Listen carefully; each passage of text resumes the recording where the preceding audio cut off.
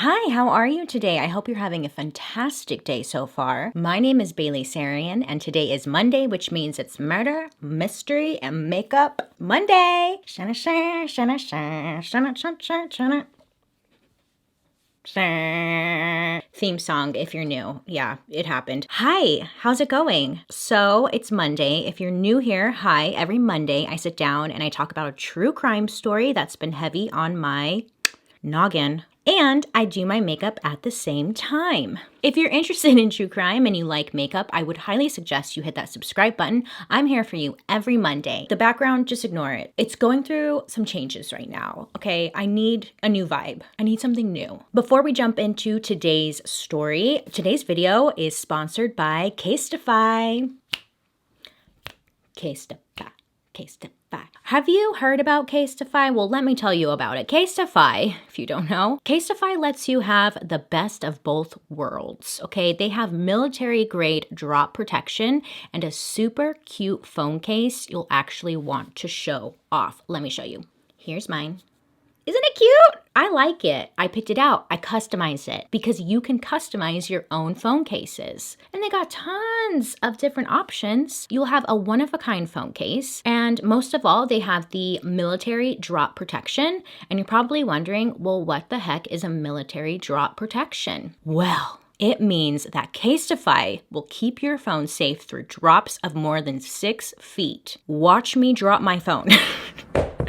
But really, it's awesome. So it has these things on the sides of the phone which absorb the drop, prevent your phone from cracking. I mean, you spend so much money on your phone, protect it. Casetify has collaborated with designers and artists like Lisa Frank, Sarah Jessica Parker, the Rolling Stones, and the list goes on. They have thousands of designs to choose from. And most of all, it's fully customizable, so you can truly make it your own. So if you go to casetify.com/BaileySarian, you can get 20% off your new favorite phone case. Again, go to casetify.com/BaileySarian to get 20% off your new favorite phone case. A big thank you to Casetify for partnering with me on today's video, but most of all, a big thank you to you guys for watching and supporting, and it truly means more than you know. Okay, kitty cats, we have a long story today, and a lot of the times it's really difficult to find information about a case, but with this story, you see, there's too much information out there. There's just too much. And it was like, oh, crap. Grab a snack for sure. It's a long one. There are 2 people that I get requested to do a murder mystery makeup about the most. 1, Ted Bundy, and 2, Jeffrey Dahmer, you know, and I get it. Yeah, they're very popular serial killers. I have to give the people what they want, and you guys have been asking for one of these, so I thought, okay, I'll do it for you. So today I'm going to be talking about Jeffrey Dahmer. So let's jump right into it. If you were ever curious to know what products I'm using on my face, I list everything down in the description box down below. I will just stop rambling and get right into it. Okay, Jeffrey, Mr. Dahmer. Let's go back to the beginning. So Jeffrey was born in Milwaukee, Wisconsin. I would definitely say, and maybe you can agree, at least if you're from the United States, when you hear Milwaukee, I'm sorry, but we think of Jeffrey Dahmer. A lot of us do. I'm sorry. That's where he was born, May 21st, 1960. It has been claimed that Jeff was deprived of attention as an infant, but other sources suggest that the family was super close and gave lots of love and attention to Jeff, and that they were like this perfect little family. But when you kind of look up just how the family was growing up for Jeffrey, it seems like each family member had something else to say. Like the mom and the dad both apparently had different experiences. They thought everything was great, fine and dandy. The kids are like, this was a very toxic household. They were fighting all the time. Now, Jeff would say that his mother was very tense. She was greedy. She constantly wanted attention and was always in arguments with her husband. When he entered first grade, his mother, her name is Joyce, she wasn't doing well. She spent a lot of her time in bed and she was struggling with depression. She also was feeling very weak and tired all the time. She didn't seem to want to give any type of attention towards her kids. kids, which is sad. And then Jeff's father, he spent a lot of time away from home. He was attending university so he could get a degree in chemistry. He was a really smart cookie. So he wasn't around a lot because he was trying to get a degree so he could get a good job and take care of the family. And honestly, just you know how it goes. If you're going to school and a parent and all, it's just a lot. Now, it said when Jeff's dad was home, his wife demanded constant attention from him. He really didn't get to spend a lot of time with his children. Jeff recalled his early years of family life as being extremely tense because he would see his mother and father constantly arguing with one another. And then sadly, on one occasion, Joyce, the mom, she attempted suicide. She survived, but neither parent really devoted much time to their son. Now, Jeff was described as being a happy, energetic child up until the age of 4. And I guess at the age of 4, he had to go in and have surgery to correct a double hernia. It said after that surgery is when he seemed to change. He just wasn't the same. He wasn't as happy. He seemed to kind of just be meh. At elementary school, he was both quiet and pretty timid. On his first grade report card, one teacher described Jeffrey as a reserved child. This teacher did note that she felt like he was being neglected at home, but like nothing really came from it. It was just kind of noted in the paperwork. So from an early age, Mr. Dahmer, he had an interest in dead animals. Dead animals. I don't know why I said it like that. Now, friends would say that initially he would collect large insects like dragonflies and butterflies, and he would place these inside of jars, and then he upgraded to collecting roadkill off the streets. So a big jump. We went from butterflies, dragonflies to roadkill. But Jeffrey would say, he was a very curious cat, okay? Roadkill was an easy way to they're already dead, So he's like, I'm just going to take these dead animals, take them back to the house. There was a woodshed in the backyard. He would dismember the animals. His reason was that he was curious as to what was inside of these animals. What did it look like? He wanted to know. So he would dissect animals. He would put them in mason jars, and he would either leave them in the tool shed or he would just leave them in the wooded area in their backyard. So he'd go back there. Sometimes he would dismember animals back there so nobody would see him, obviously. And sometimes he would just go there to kind of leave the stuff he knew he couldn't leave in the tool shed. But God, that probably had a stink, right? All I can think about, how bad he probably smelled, which is mean. Is it? No, because it's probably true. He probably stunk. Sir, you stink. You smell like roadkill, Now, Jeff would tell his friends that he was just curious how all of these animals fit together. Oh, I am so sorry. I forgot to add a disclaimer. Disclaimer, this includes just a lot of awful things. And right now, I'm about to talk about a dog. So if any of this bothers you or makes you uncomfortable, please exit out of the video. There will always be next week. Today's episode includes just everything: rape, murder, sexual assault, just all bad, and animals as well. So I so greatly apologize. So there was one occasion that at least we know of, there was a dog that got hit by a car and it was left on the side of the street. So Jeff was like, hey, cool, a dog. I'm gonna go get it. So he goes and he gets the dog. He brings it back with him to the house. Now he goes back into the tool shed area or his backyard. He doesn't bring it into his actual family house. And at this time, his parents weren't home, so he could get away with these things, I guess, without getting caught. Anyway, so he takes this dog. He cuts the head off of the dog, and then he decides to nail the dog's body to a tree. He then took the dog's skull. He cleaned it up. Okay, so he got all of the dog hair off and stuff. He took it out to the wooded area behind his home. He put the skull on a wooden cross kind of through the skull. Do you know what I'm saying? I don't know what he was doing, you guys. He was just doing it.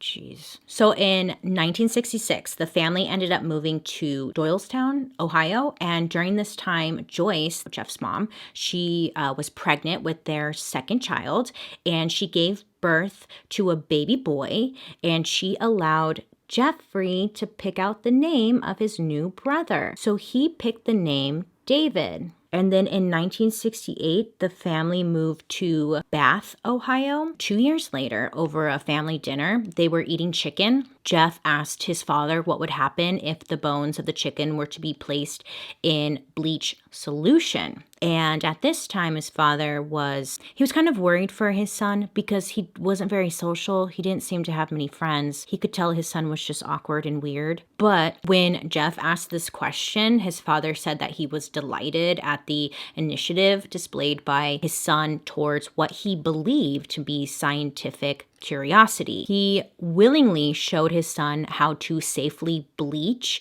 and later preserve animal bones. His dad, Jeff's dad, was thinking, father-son bonding time.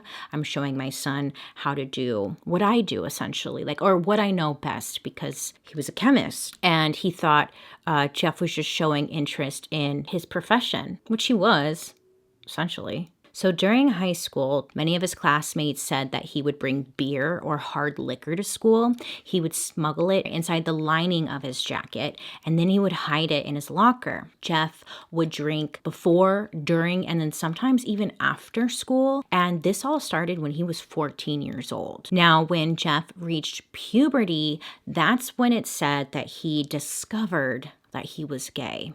He didn't tell his parents about this because, they didn't even have the best relationship. Why would he tell his parents? But it said that he did engage in a brief relationship with another boy. Jeff said that's when he began to sexually fantasize about dominating and controlling a submissive male partner. And he just started, teenage boys. I hear that they just are really horny, which is gross. I shouldn't say that, but that's what I hear. And that's where he was at in life. By 1977, Jeff, his grades, they were declining. Okay, he wasn't doing well.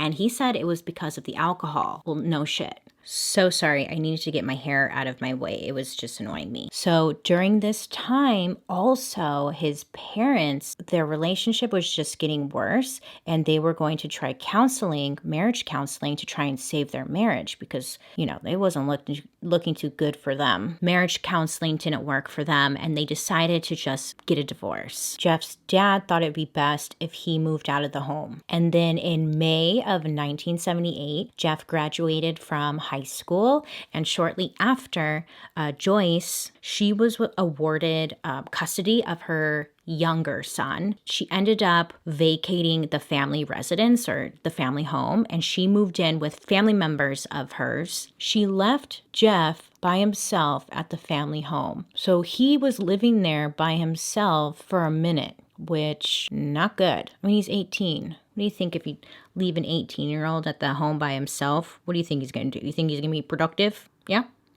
No. Jeff had just turned 18 in that time, he was considered legally an adult. So he's living on his own in the family home. On June 18th, 1978, Jeff was driving home and he noticed a hitchhiker. It was just 4 days shy of his 19th birthday. He sees this hitchhiker. This hitchhiker is a young man and he's kind of cute. So Jeff pulls over and asks, hey, do you want to come over to my place? I have a few beers. We could just hang out. No big deal. I got the house to myself. So Jeff and the hitchhiker, they go back to his house. They were drinking, they were listening to music, and he felt like he had a new friend, right? I guess this hitchhiker finally got to a point where he's like, okay, I'm ready to go home now. I'm just ready to leave. I want to leave. This upset Jeffrey. And I know it upset him because instead of just letting him go home, instead Jeffrey was like, you know what? I'm going to grab this 10-pound dumbbell and I'm just going to hit him in the head with it so he can't leave. Solid plan. He grabs a 10-pound dumbbell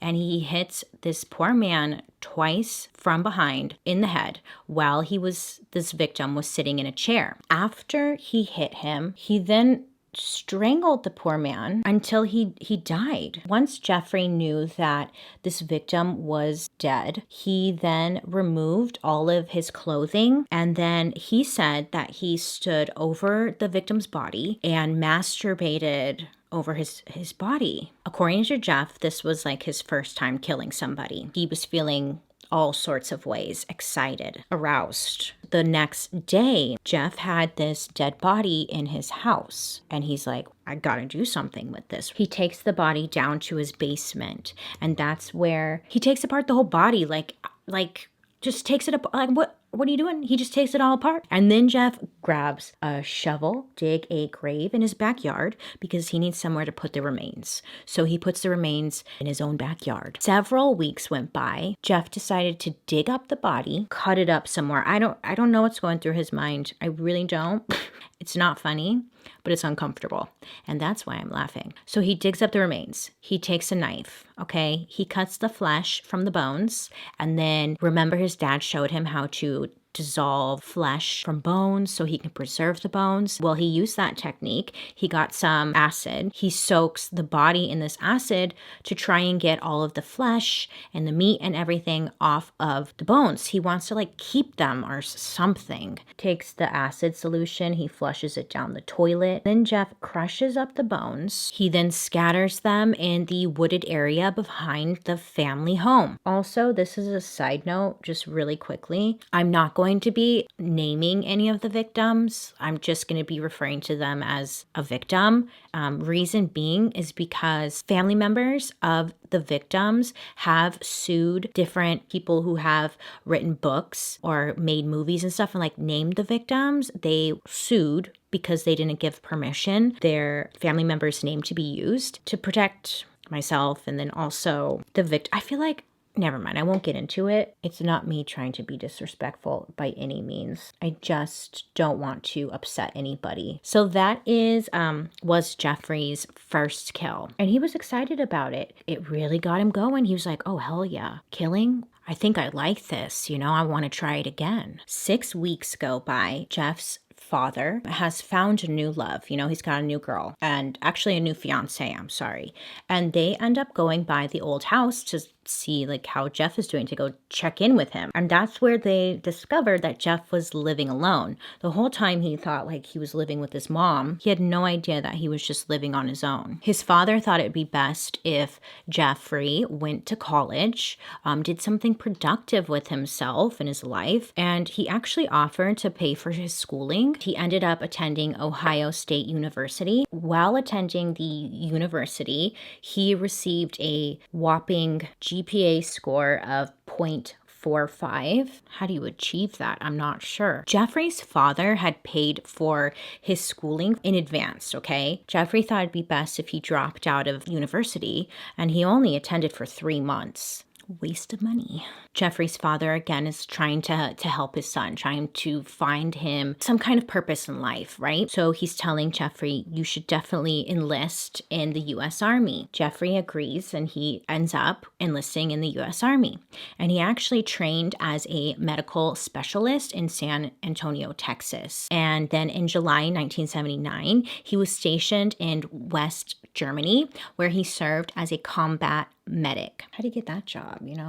According to published reports, in his first year of service, he was a, quote, average or slightly above average soldier, end quote. 2 soldiers would later attest to having been raped by Jeffrey while in the army. One stated in 2010, so years and years later, that Jeff had repeatedly raped him over a 17-month period while they were both stationed in Germany, while another soldier believed that Jeff had drugged and raped him in 1979. In March of 1981, Jeff was deemed unsuitable for military service and was discharged from the army because of his alcohol abuse. He was sent to South Carolina for debriefing, and he also was provided with a plane ticket to travel anywhere in the country. So, if you could go anywhere in the country, like where would you go? Oh my gosh, Jeffrey was like, well, I know I can't go home because if I have to tell my dad that I failed at everything, like I don't want to do that. He was like, I'm going to Florida, Miami Beach. You know, he's like, yeah, I'm going to do it. So he goes down to Florida. He doesn't tell his dad. He moves to Florida and he actually found work at a local restaurant and he rented a room in a nearby motel. Now, Jeffrey would spend most of his income on alcohol and sadly, he got evicted from the motel that he was living at for not paying. Once he got kicked out, he just kind of really was left with nowhere to go and he was feeling very defeated. And he ends up calling up his dad and asking if he could come back to Ohio. He moves in with his father and his new stepmother. So, of course, like any parent does, they give you chores, okay? So they're like, we have to make sure that Jeffrey is like staying busy or whatever. He can't be just a freeloader in my home. So they gave him lots of different chores to do around the home. They heavily pushed him to go find a job. So he would spend a lot of his days out and about just looking for work. And then when he was home, he would just follow the rules. He was doing the chores, trying his best, I guess. Now, at this time, he was still drinking a ton. He would be arrested for drunk and disorderly conduct, and he was fined $60 and given a suspended 10-day jail sentence. His father couldn't help him when it came to his drinking. Jeffrey's father had enough. He was like, I am done with you. You're drinking a lot. His bedroom floor was just covered with empty bottles. And he tells Jeffrey, you know what? You're going to go live with your grandmother in West Allis, Wisconsin. I'm sorry my hair keeps changing. I'm just like having a bad hair day. So yeah, his dad's like, go live with your grandmother, okay? Because I just can't take you anymore. Do you blame him? No. Well, now his grandmother was the only family member who showed any love and affection towards Jeffrey. He loved his grandma. And when he went to go live with her, because he did, it did help him change things up a bit and he seemed a little bit more happier. He would attend church with his grandma. He would help around the house on things like she couldn't really do. And he even found a job at the Milwaukee Blood Plasma Center. Fitting. But it seemed like he was doing better and he was able to keep that job for 10 months. But then he got laid off. Then he remained unemployed for 2 years. By late 1985, he had begun to visit local gay bathhouses. When going to these bathhouses, he would have sex with different men working there, and he would later say that he would become really frustrated at his partners when he was having sex with them because they would be moving around, they would be talking too much, and he didn't like it. He just wanted them to shut up. So instead of just maybe telling them like, hey, can you stop talking? He laced their drinks with crushed sleeping pills that he would sneak in there. And this would knock his victims out. They would pass out. And then while they were passed out, Jeffrey would rape them while they were asleep. He did this about 12 different times. And then eventually the owners found out that he was drugging the workers and they revoked his membership, banned him from coming. I don't know why they didn't call the police. Oh, because it's a gay bathhouse. Oh.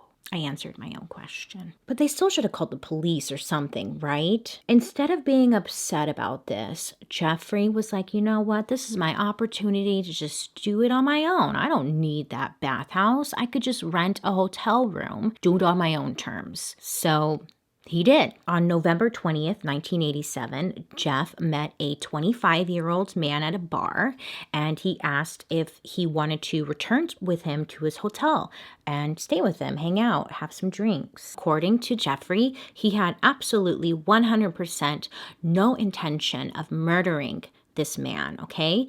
But he did intend to just drug and rape him as he lay unconscious, but not murder him. I was just gonna drug and rape him, like, come on. Following morning, though, Jeffrey wakes up, and when he wakes up, he sees that the victim, or the man that he brought home the night before, he was laying beneath him on the bed. His chest was crushed in and it was black and blue with bruises. Blood was coming out of the corner of his mouth, and Jeffrey's fists and one forearm were covered in bruises. Jeff would say that he had absolutely no memory of killing this person, and later told investigators way later that he just, quote, could not believe that this had happened. End quote. I just don't know what happened, man. I was just like hanging out. I was just gonna drug and rape him, and I woke up and he was dead. So weird. Someone must have came in, Just own up to it, you dick. Okay, tell the truth. I know you're lying. You remember. You remember. Pepperidge Farm remembers. When Jeff wakes up and he sees this victim, he's like, oh shit, I definitely have to get rid of the body. He decides to purchase a large suitcase and he stuffs the body into this suitcase. He ends up taking the body or the suitcase back to his grandmother's house, just leaves the suitcase unopened. He just leaves it there for about a week. So once the week goes by, that's when he decides to open up the suitcase and dismember the body. So he severed the head, the arms, the legs, the torso, the legs from the torso, and then he cuts the flesh from the bones of the body, and he cuts the flesh into a bunch of different pieces.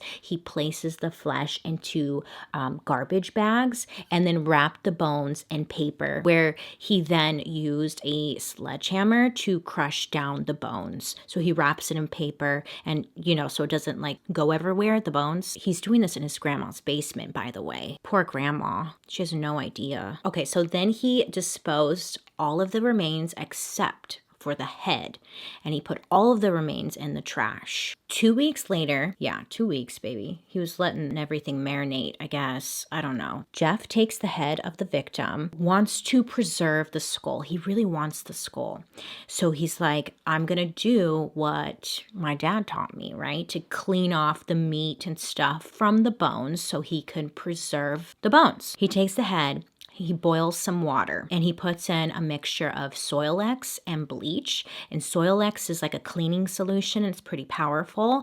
And he's doing this in an effort to retain the skull. Now, unfortunately for Jeff, the bleach made the skull way too brittle and it just completely fell apart. He was super bummed, all that hard work, and he lost the one thing he really wanted, right? So he threw it away. He's determined, though, to get another one. Jeffrey decides he wants another victim. He's found his passion in life, and he's very passionate about killing people. He began to actively seek victims. Most of them he would meet in a bar or close to gay bars, and then he would ask them to come back to his place. He would drug them, and then once they were passed out, he would have sexual relations with this person. He would rape them. Let me call it what it is. He would rape them. Also, he would kill them by strangulation. 2 months later, this one is really, it's all disturbing, but this one is just whatever. Okay, look. 2 months later, Jeff comes across or meets a 14-year-old Native American sex worker. First of all, there's all sorts of wrong with that sentence, but what is a 14-year-old doing working as a sex worker? And I'm sure he was being trafficked, which is just awful. And the fact that he ran into this disturbing man, Mr. Dahmer, lost his life over it, that's just horse shit. And I feel so bad for this poor 14-year-old child. Like I said in my last video, the Lord says we should forgive, but boy, do they make it difficult. Anyways, 14-year-old sex worker. Jeff went up to him and was like, hey, would you pose for nude pictures? I'll give you $50. Just come over to my place. You don't have to have sex with me. I just want some nude photos and I need a model and you would be perfect. And this young boy, he's like, $50? Hell yeah, I'm there. So he agrees. So they go back to his grandma's place. Once they get there, they actually engage in sexual intercourse. Jeffrey ends up drugging him. He crushed up a bunch of sleeping pills, put it in his drink, offered it to him, and just waited. Once he passed out, that's when he strangled him and he killed him. Jeffrey left this young victim in the basement of his grandmother's house for a week. And then when he got the chance, he dismembered and discarded his body in the trash, except for, again, his skull. Jeffrey just really wanted a skull, a trophy. Jeff does the same thing, but again, he made the bones too brittle and it didn't work and he had to just throw away the skull. Jeffrey was bummed because he's like, damn it, I really wanted to keep the skull. Jeffrey was kind of experimenting, trying to find this right formula that way he could again keep the skull. Now on March 24th, 1994, this is a side note just really quickly. Have you noticed that March kind of seems like to be the month when a lot of these things take place? Is it just me who's noticing that? Something's going on. Obviously, something's going on, Bailey. March always comes up. Back to the story. March 24th, 1988. Jeffrey now meets a 22-year-old man outside of a gay bar. Jeff asks, hey, I'll give you $50 if you just come and hang out with me and spend the remainder of the night with me. This 22-year-old was like, okay. They go back to Jeffrey's grandmother's house again. Same thing. Drugs him with a bunch of sleeping pills. And then once he's passed out, he strangles him with a leather strap. This time, though, Jeffrey decided that he wanted to perform oral sex on this victim. And once he was done, bitch, what is he doing? This guy is so fucking weird. This victim, though, was dismembered within 24 hours of his murder. This time, Jeff was quick about it, okay? And once again, with the remains, he disposed the bones, he crushed them up, puts them in the trash, keeps the skull. This time, though, it's said that Jeffrey didn't really want this guy's skull, so instead of trying to boil it and keep it, he ended up just crushing it up and throwing it away. Jeffrey later said that he didn't find this victim very attractive, and that's why he didn't really want to keep the skull. So why'd he kill him then? Practice? I'm not sure. So many questions. April 23rd, Jeffrey lured another young man to his house. However, this time, after giving this victim drugged coffee, both he and the victim heard Jeffrey's grandmother calling down towards him because they're in the basement. His grandma is yelling like, Jeffrey, is that you? This obviously freaked him out, and he tried to play it off as if he was there by himself, as if he didn't have a guest with him. But his grandma knew that someone was with him because she heard it. So she knew that someone was with him. So he's like, okay, I can't kill this guy because my grandma knows that I've got someone down here. Jeffrey had already drugged this victim, and the victim was unconscious. So he ends up carrying him out to the car, and then he drives the victim to the county general hospital, just drops him off, and then leaves. That victim is so lucky, you know? In September of 1988, Jeffrey's grandmother asked him to move out of her house because of his habit of bringing young men to her home late at night. And she also said, there's just some really foul smells coming from both the basement and the garage, and it must be your stuff. I don't like it. It's bothering me.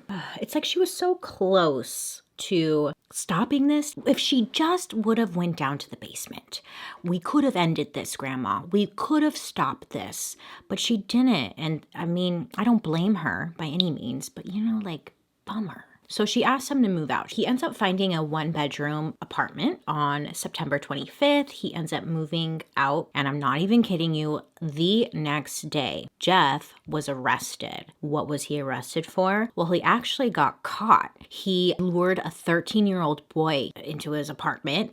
He drugged the young boy, and then he was, sexually fondling him. He got caught and he was arrested. And then in January of 1989, he was convicted of second-degree sexual assault and of enticing a child for immoral purposes. Sentencing for the assault was suspended until May of 1989, so a few months later. Well, I mean, I guess you could say that Jeff over here didn't last too long on his own. Literally hours after moving out on his own, he ended up getting caught and arrested. Then he ended up moving back in with his grandmother. That's when he would murder his fifth victim, a 24-year-old aspiring model who he met at a gay bar on March 25th, 1989. Once again, according to Jeffrey, he was not looking to commit a crime. It's just shortly before closing time, this victim just came up and started talking to him. So Jeffrey just,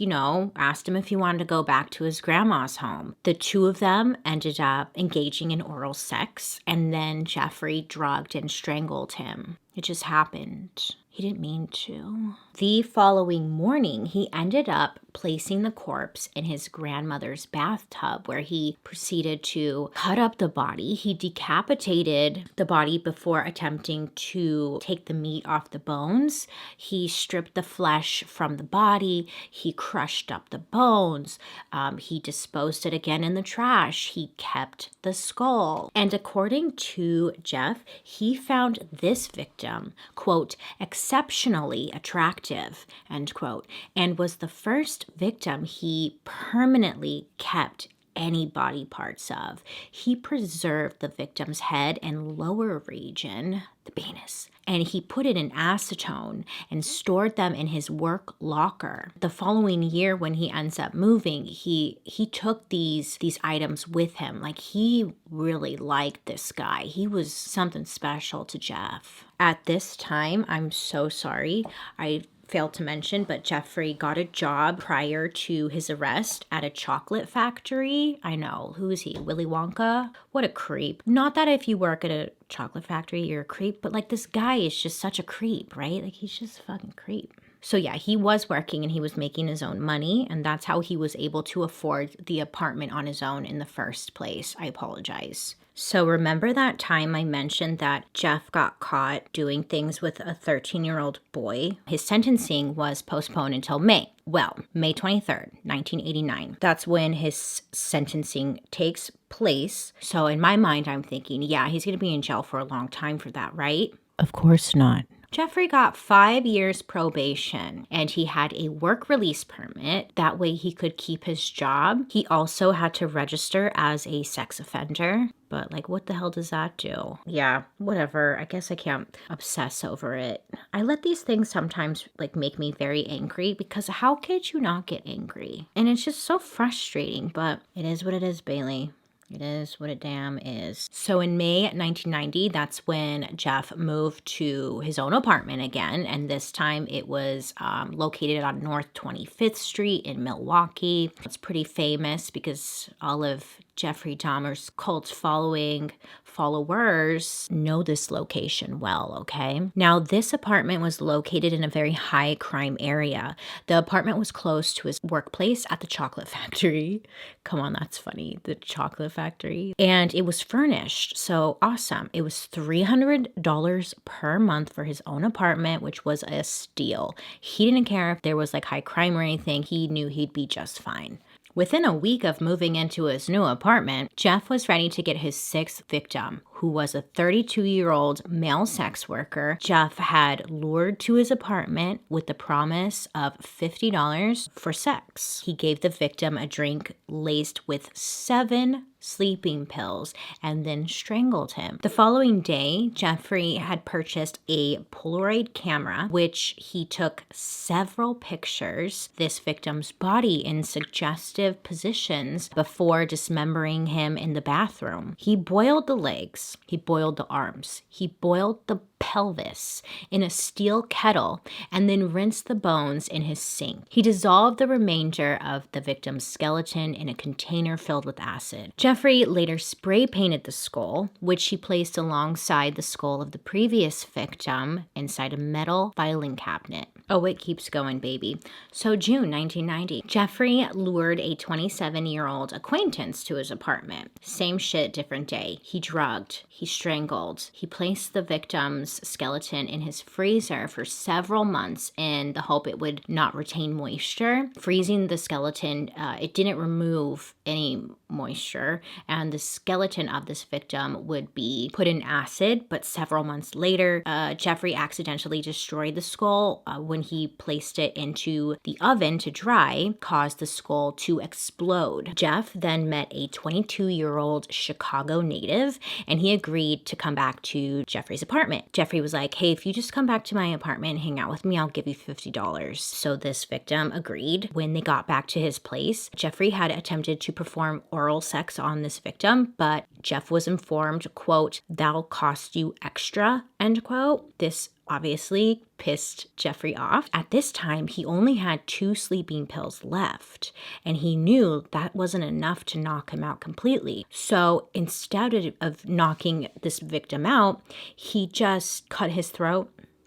He just went right for it. He did it. And sadly, this man bled to death. Jeffrey had just gotten this Polaroid camera, remember? And he's all excited about it. He's like, yay, I'm a photographer now. So he poses the victim's body. Again, he poses the body in a very suggestive way, and he takes Polaroid photographs before placing the body in his bathtub for dismemberment. Jeffrey said that while the body was in the bathtub, he repeatedly kissed and talked to the severed head. That's 100% not funny. I'm laughing at the fact that I'm just saying this so like nonchalantly. You know what? We're gonna just continue. So yes, he's repeatedly kissing and talking to the severed head while he dismembered the remainder of the body. So it was like his friend. Wrapped the heart, the biceps, and portions of this victim's flesh from his legs in plastic bags and then placed them in the fridge for later consumption. Jeff boiled the remaining flesh and organs into a, quote, jelly-like substance using, again, Soilex, which was that chemical cleaner. And that was able to help him get the flesh off of the bones. And then he painted and coated the skull with enamel. He's creating like his own little museum. On September 24th, Jeff lured another victim to his place, but Jeff said that this time he wasn't attracted to this victim. So instead of keeping any of the body parts, aka the skull, he instead just photographed the dismemberment process and then discarded the remains completely. April 7th, Jeffrey encountered a 19-year-old guy walking to get his key cut. Jeffrey saw this person, right? And he asked, like, hey, you want to come over to my apartment and just hang out? They go back to the apartment, drugged him again. But this time, as if it couldn't get worse enough, it gets worse. This time, he drills a hole into this victim's skull and he pours acid into it. Now, mind you, this victim isn't dead. This victim was simply knocked out from the medication, from the drugs. He's still alive, and he drills a hole into his skull. I'm not kidding you. Is that not disturbing? Because it really is. According to Jeffrey, this victim woke up. After he drilled a hole into his head, he wakes up. He fucking wakes up. He wakes. Do you know that? He wakes up. The fuck? Jeffrey was kind of excited about this because that's what he wanted. He was hoping to induce a permanent, unresistant, submissive state. Somebody who's still alive. Someone that he could control and keep around. And if he could do this and achieve this, that would be his like ultimate goal. So this victim wakes up and it makes him excited because he's like, oh my God, it worked. Oh my God, it worked. Jeffrey says that the victim said, quote, I have a headache. What time is it? End quote. So he didn't even know that he had a hole in his head, which honestly, good. You don't want to know. In response to this, Jeffrey again was like, okay, I need to drug him. Again, he needs to go back to bed. Go mimis. This time he strangles him. And then he decapitated and retained his skull. I'm not quite sure why he ended up killing him. Because he wanted to have a victim who was still alive, easy to control and keep and whatever. Now this time he really wanted to keep the skull because it had a hole through it. So he's, using cold water. And he's using a little bit of salt in the water for several weeks and like letting it soak in hopes to permanently keep it. It didn't work though, so he had to discard it again. In 1991, there were fellow residents in the apartment complex. They were repeatedly complaining to the manager that there was foul smells coming from Jeffrey's apartment. And on top of that, they also complained that there was like sounds of falling objects and occasionally a chainsaw. So of course people are complaining. There's a smell, chainsaw. So they're calling the manager, letting them know. So the manager contacts Jeffrey. Doesn't go see him in person, of course. Just calls him up on the phone and he says, hey, other people are complaining that there's a smell coming from your place.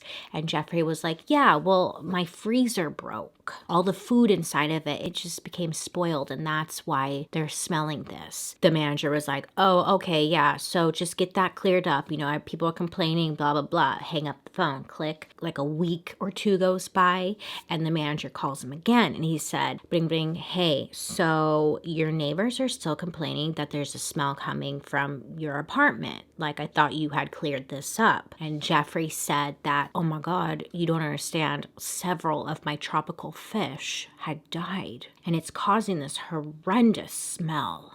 And that's what it is. And the manager's like, okay, just get it fixed up. What about that chainsaw? And then Jeffrey's like, what chainsaw? If the manager would have just have simply gone there. Actually, it's probably better for his safety if he didn't, but definitely should have had someone go by. Anyhow, so on the afternoon of May 26, 1991, Jeffrey found another 14-year-old boy and offered him money to hang out with him at his apartment. Jeffrey said that the boy was initially pretty reluctant to go with Jeffrey. So finally, this boy is feeling, I guess, I don't want to say comfortable enough because I can't speak on his behalf, but he ends up going back with Jeffrey to his home, and the boy ended up posing for some pictures, and then Jeff drugged him. The poor boy passed out. Jeffrey, now getting creative with his whatever the fuck he's doing, again, he takes a drill and he drills a single hole into the victim's skull. And again, he injected hydrochloric acid into the frontal lobe. This victim is technically still alive. Jeffrey had led this boy into his bedroom. In his bedroom, the body of a victim he had killed 3 days earlier was laying naked on the floor. The boy sees this before he passes out. He sees this,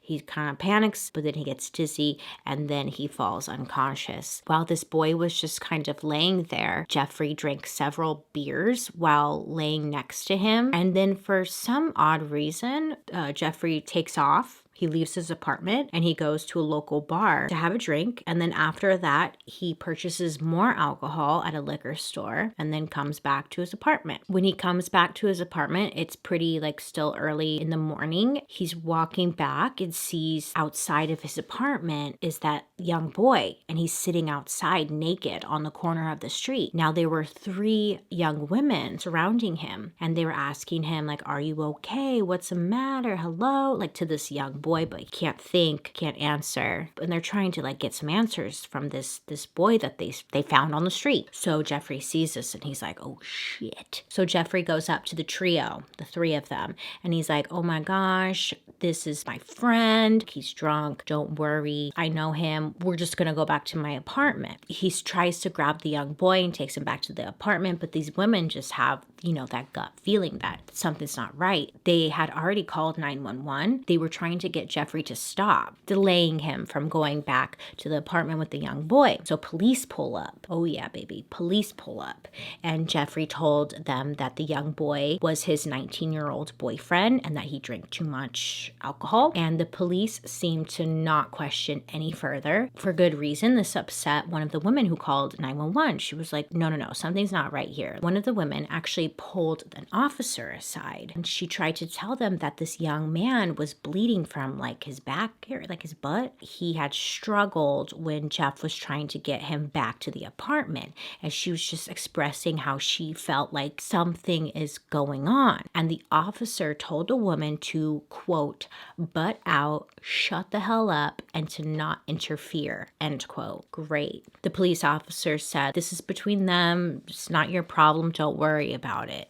Run along. Poor women are just trying to do the right thing. And so the officers ended up covering the young man with a towel. They walk him back to Jeffrey's apartment. Jeffrey's still trying to prove to the officers that this young man is his lover. He showed them the Polaroids that he had taken of him, trying to prove see, this is my boyfriend. He lets me take sexy pictures of him. And then the officers, they leave the home and they tell Jeff to just take good care of his lover. Oy vey. So once the police officers had left his apartment, Jeff once again had injected hydrochloric acid into this young victim's brain. This time though, it killed him. Okay, hold on. This is definitely too much. So the following day, Jeffrey had called out of work because he really wanted to devote his day to dismembering 2 bodies that he had in his home at that time. So he was like, I can't come in today. I'm sick. Jeffrey would lure 3 more men, kill and dismember them in the same way he did with his previous victims. He would call out from work to dedicate his time to dismembering his victims, which eventually led to Jeffrey getting fired. Because of that, he said that it made him kill and dismember another victim. On July 22nd, 1991, Jeffrey approached 3 men with an offer of $100 to accompany him to his apartment to pose for some nude photographs, drink beer, and simply keep him company. One of the trio was a 32-year-old man, and he agreed. He was like, okay, sure, I could use $100. So he goes back to Jeffrey's home, and this victim said that instantly when he walked in the door, he got a whiff of just like a foul smell. And then he noticed several boxes of hydrochloric acid on the floor. And he's like, hey, so yeah, what's that all about? You know, because I mean, who just has that shit laying around? Maybe you do. A little suspicious, you know? So he's asking, what's that all about? And Jeff told him, oh, I use it to clean bricks. Okay. So the two of them go into Jeff's bedroom. And there in the bedroom was a 57-gallon drum in the corner, which the victim said there was this smell definitely coming from this drum. Jeff then placed his head on the victim's chest, kind of like in a romantic way, but instead he was holding out a knife. So not very romantic. Jeff said, I'm going to rip your heart out. Of course, the victim's like, what the fuck, man? And he freaks out. Now, at this point, the victim, he just knew like some shit's about to go down. There's weird smells. There's suspicious boxes.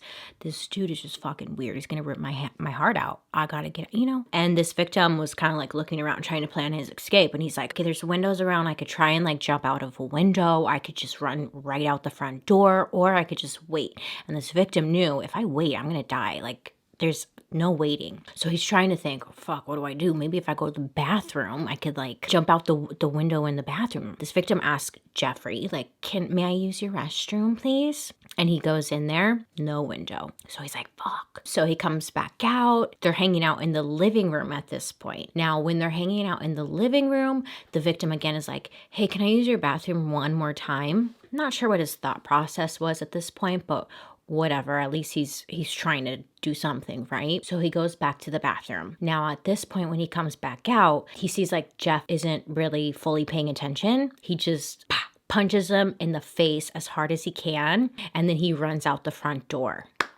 At 11:30 p.m., the victim, he flagged down 2 Milwaukee police officers. It's like, hey, this dude just like fucking tried to attack me. There's some fucking weird ass shit going on over there. And this victim had a handcuff on his wrist.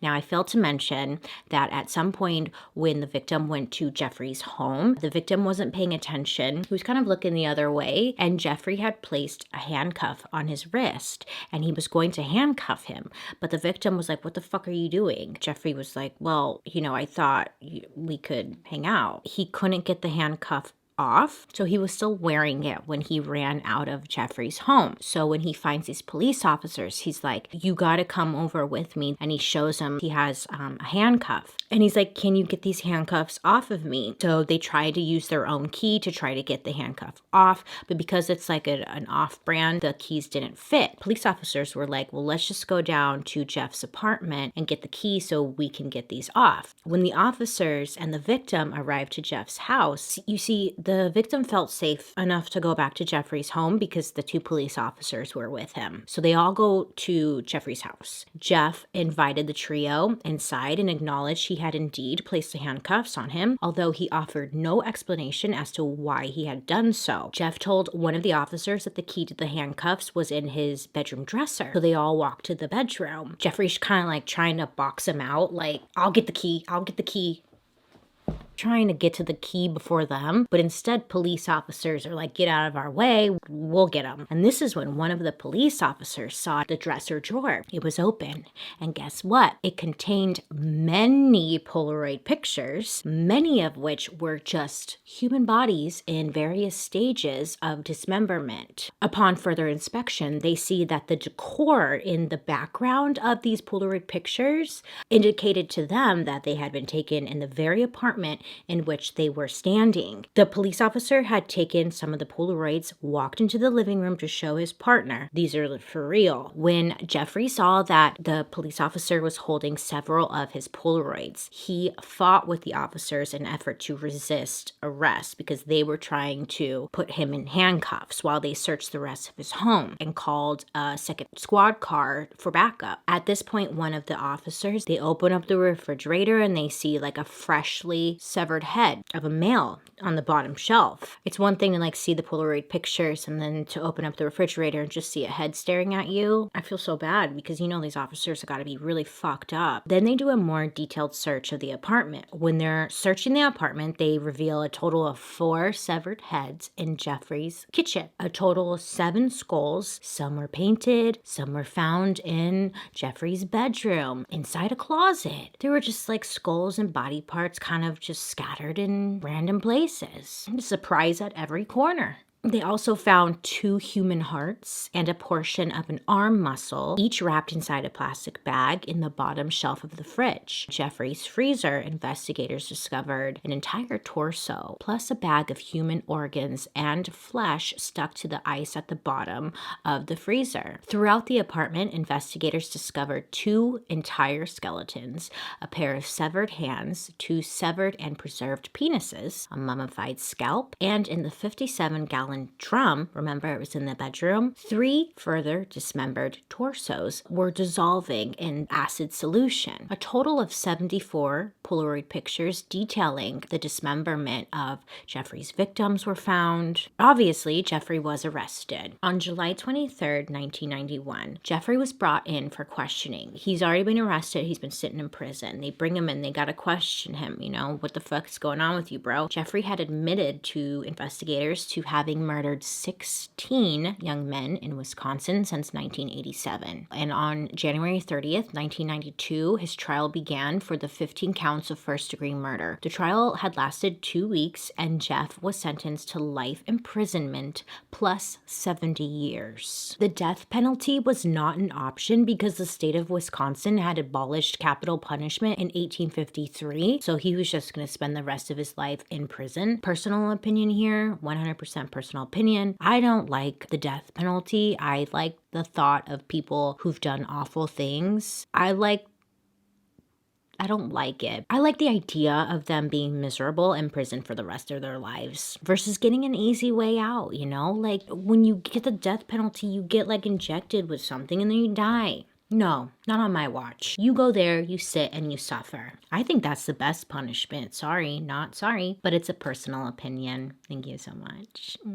Jeffrey had spent the first year of his incarceration in solitary confinement due to concerns for his physical safety amongst his fellow inmates. People were threatening him. People wanted him dead. He then was transferred to a less secure unit after a year. On the morning of November 28th, 1994, Jeff was found on the floor of the bathrooms of the gym, suffering from extreme head and facial wounds. He had been beat in the face and head with a 20-inch metal bar, and it seemed his face had also been slammed against the wall during his assault. When he was found, Jeff was he was still alive, okay? And he was rushed to a nearby hospital, but was pronounced dead 1 hour later. There was a fellow inmate who was serving a life sentence. He is the one who actually attacked Jeff. And authorities had asked him, hey man, why did you attack Jeff? He said that him, the killer, Jeffrey, and then another inmate, the trio, they were sent to go clean the staff locker room together. And normally an officer watches you to make sure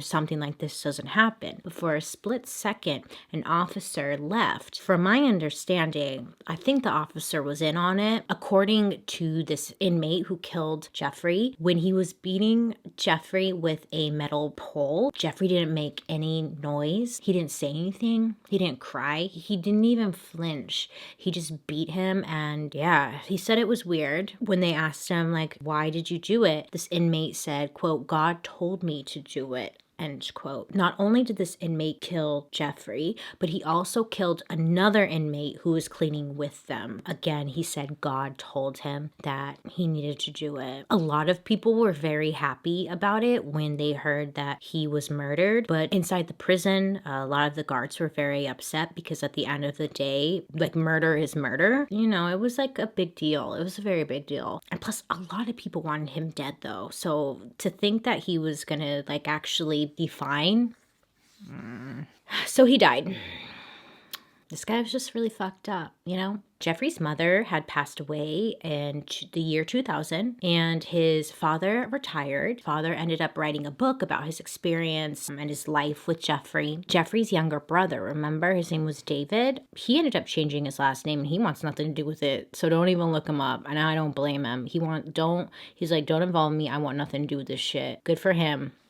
And that, my friends, is a story about Jeffrey Dahmer. It's a long one, right? I lost my voice. So sad. There were so many victims who had died a horrible, horrible death at the hands of this gross ass dweeb. Sorry, but he's a dweeb. Don't even get me started on the fans. Okay, Jeffrey Dahmer is one of those people who has so many fans. It's disturbing. If any of you guys have Netflix and you haven't watched a show on Netflix called The Dark Tourist, go watch it if you haven't seen it yet. There's this episode about Jeffrey Dahmer and how they have like a tour you can take. This tour takes you around the city to where Jeffrey Dahmer hung out and like shows you the different gay bars he hung out at, and then shows you like the apartment complex and where like he left his victims, where he killed his victims. And the main people who like to take these tours are like bachelorette parties. Yeah, I'm not even kidding you. Look, I get it, like being curious and wanting to go on one of these tours. Like, I get it. Like, you know, I would want to do it, but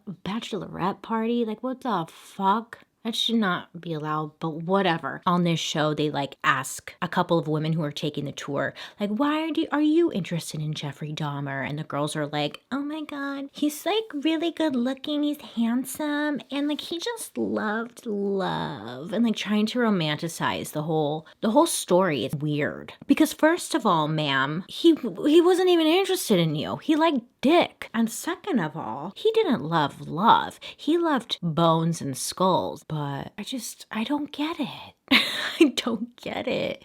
Ugh. There are so many books. There are so many movies. There are so many TV shows that are based off this man's story. Why? They claim he's like one of the worst, but I could think of worse ones. I think truly what captured a lot of people's attention was the fact that he was good looking. We're shallow like that. Let's be real here. Same with Chris Watts. Remember the Chris Watts case? I was obsessed with it. I did my very first murder mystery and makeup on the Chris Watts case. People were obsessed with it because he was good looking. Like, let's be honest here. Same with Jeffrey Dahmer. I think he looks like a nerd.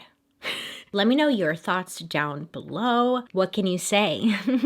I will do Ted Bundy sometime in the future. I see you guys. Trust me. I read your comments all the time. I may not get to respond to every single one of you, but I read your comments and I have a list, which is stories in general, that you guys are constantly sending my way, which I so greatly appreciate. And I don't want you to ever feel like you're going unnoticed. I just simply cannot respond to every single person. I appreciate you guys for always recommending stuff. I just appreciate you guys. So thank you so much for hanging out with me today. I want to say a big thank you to Casetify for partnering with me on today's video. I hope you have a wonderful day today. You make good choices. Alrighty, have a good day. I'll see you guys later. Bye.